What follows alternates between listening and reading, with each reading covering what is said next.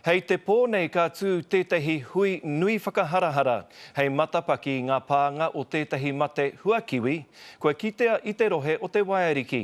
I tēnei wā Kāori te mārama, he aha ngā huakino o te mate nei. Heoi kei te tipu te āwangawanga i roto i te toko maha o ngā kaiwhakatipu huakiwi Māori. He whakamātautau te mahi nui i te pāmu huakiwi o pūkainga taru o te puke i te rangi nei, i runga i te mōhio kua kitea te mate PSA ki tō rātau rohe. As far as the growers here are concerned, you know, it could be slash and burn the orchard, so it's that serious. Kei ngā miriona tāra te uara o te mahi whakatipu huakiwi ki te iwi Māori, ka mutu ki te ohanga whānui o Aotearoa. He momo kitakita te mate nei, ko tāna mahi he kai i ngā rau me ngā aka, kei te noho matāra te katoa. Māori are obviously a key stakeholder in the industry, and so we've got to be very mindful of what that might mean to us heading into the future. I nā tata nei I kite ai tēnei mate ki te whenua o Itāria, rima te kaupai heneti o ārātau hua I riro hei kai mā te mate. There remains the possibility that the disease has been here for some considerable time and environmental conditions have actually triggered the symptoms that we're exhibiting. Ko te mahi nui I nāia nei, ko te whakamātautau I te mate, kia kite ai he pēhea tōna kino, e ai ki te pirimia ka tutuki pia tērā I roto I te rua wiki.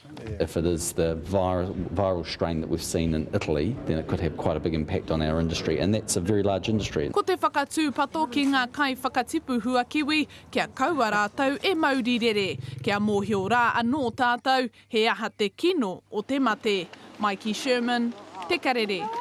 He kaipupuri hea a Manu Paul e whai pāngana ki etahi pāmu huakiwi o te Waiariki. Ko ia hoki tētahi kai whakatipu huakiwi ngā tau ki muri.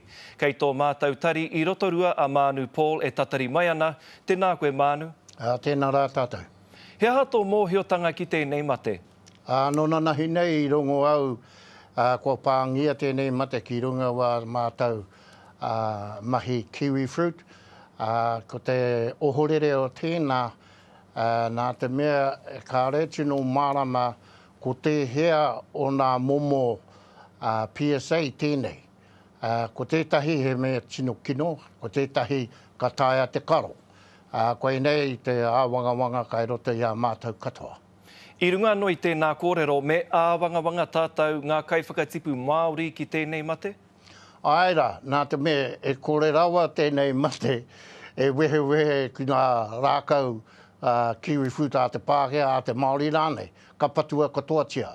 Nō reira, nā te mea I ki te tātou I ngā whenua o tā wāhi Itari, I Hapanihi, wērā mea katoa I Korea, I taki mate wā rātou hua kiwi fruit I tērā mahi, me tino āwangawanga tātou.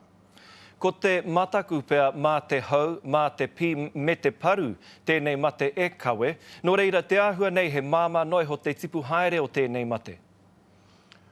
Ki tāku, kā rau e whakai ki tēnā.